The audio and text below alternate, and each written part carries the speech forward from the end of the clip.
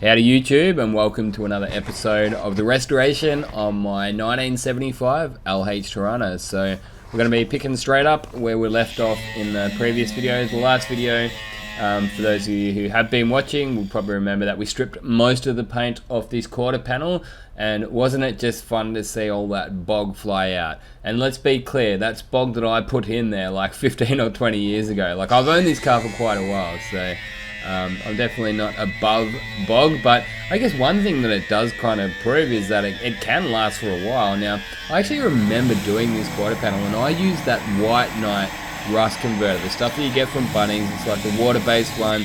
I used it all over this quarter panel, and obviously it didn't do a very good job because there is like surface rust over this entire quarter panel. Alright, so I just welded up those couple of spots. There's a couple inside here. Mud flap spots as well, and a couple of little ones there too. So always the way, you're just always going to find a couple of little extra zap ups that I've had to do.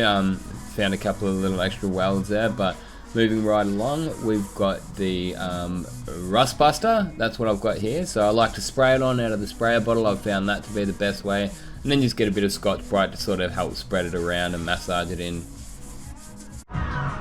So I got the quarter panel here all stripped back, got all the paint and body filler ripped off last night, and then I put some of that deoxidine on, or the rust converter, the phosphoric acid based rust killer, onto that, and you can see that it's done its job. Like, it's done what I wanted it to do. All those black bits are basically rust that it's reacted with and lifted up. From there, I will continue to mechanically remove that. I'll get wire wheels, orbital sanders, even that big buff again with a bit of 36 grit onto it, and continue to take that off. If there's still any little bits of brown, I will repeat that procedure and just apply a little bit more of that that rust buster. But it's definitely doing its job, and what I've decided, I might even do this quarter panel at the same time. I'm just going around and getting the whole car into epoxy primer. Now, I'm leaving that boot lid on now because we do need that boot lid on to fit up this back panel. I don't want to go and take it off yet, so otherwise I would be doing like these jams all at the same time, but for now I thought I'll just get these quarter panels, both quarter panels primed up at the same time. It's always the way, as soon, because you can tell that I'm sort of working in a little bit of a small type, well, I guess for a single car garage, it's actually a reasonable size single car garage. Quite a generous, like 1960s style single car garage, so you can actually just open up both doors when you've got the car right in the middle. And as you can see here, I do actually have a decent amount of room behind here, but I do always have to put that MIG welder away when I'm finished with it. But it's always the case of, oh yeah, you'll find something, you'll weld it up and you think you've got it all, you'll put it back, and then you'll find another little one. Like, I found another little hole in there. So as you can see, again, that's all turned black. That means that that rust converter has done its job properly, and then we can go and remove that, and we should be left with some nice clean steel. But I think I've mentioned it in previous videos, I've moved well away from these kind of rust converters. This thing is actually still full. I don't think I've even used any of it because I don't trust it and I really don't like it. I'm really not a big fan of this stuff at all. It's probably just going to sit there for a long time until I find someone to give it to, because I can't imagine myself wanting to use that again in the future. But this is the stuff that I have been using, and it's awesome. I do highly recommend that stuff. But just like everything, it has to be used properly. It does leave you with like a slight film. So when you apply it, like, I can't just go and prime straight over that, you know what I mean? I will have to mechanically remove it because I needed it to react with the rust. That's why I did have to leave it on to dry. If it was just like a surface rust that I was getting off, the way you would do it is apply it, Scotch-Brite it to sort of remove the surface rust, and then get the hose, and you would hose it off, and that would remove the acid, and then obviously continue on and dry the panel down. But because the way that I have to use it, you do have to make sure you remove it. So look, at the end of the day, like, if anyone else has got any recommendations, I'm always open to, you know, new ideas, but that's just the way I've been using it anyway. So if you've got anything else, like if you've got a different method, be sure to shoot it down in the comments down below. But yeah, that's what I'm up to tonight. I thought I would strip the paint off this one. So let's stop talking and let's get into it. So next thing I'm going to do is get my full face visor on. So this one that I've got is actually pretty damn awesome. Again, Spray Guns Direct sent this one out. So Moldex 9000 is the model number, large size. So as you can see here, you can put the gas cartridges on it. So that's this one here. So that's charcoal cartridge and the particle filter. So it's got both of the filters that we're going to need on it. You got eye and breathing protection.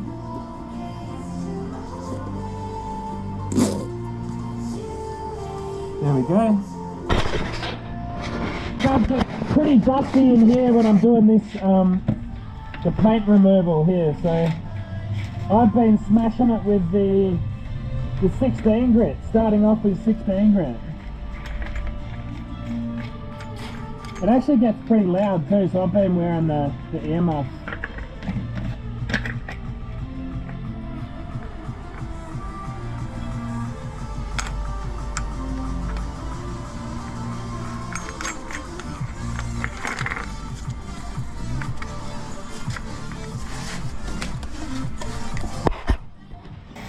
Yeah, as I said in the previous video, there's just something just so satisfying about doing this, especially when you've got all the correct PPE on. So I'm wearing breathing and eye protection and also ear protection, because yeah, believe it or not, this does actually get quite loud, because as I mentioned in previous video, like have a look at that, it's awesome. You can probably hear me in the background there going woohoo. But yeah, there's just something awesome about it. And as I was about to say, is like the 16 grit, because it's so coarse, they're basically like rocks on a bit of sandpaper.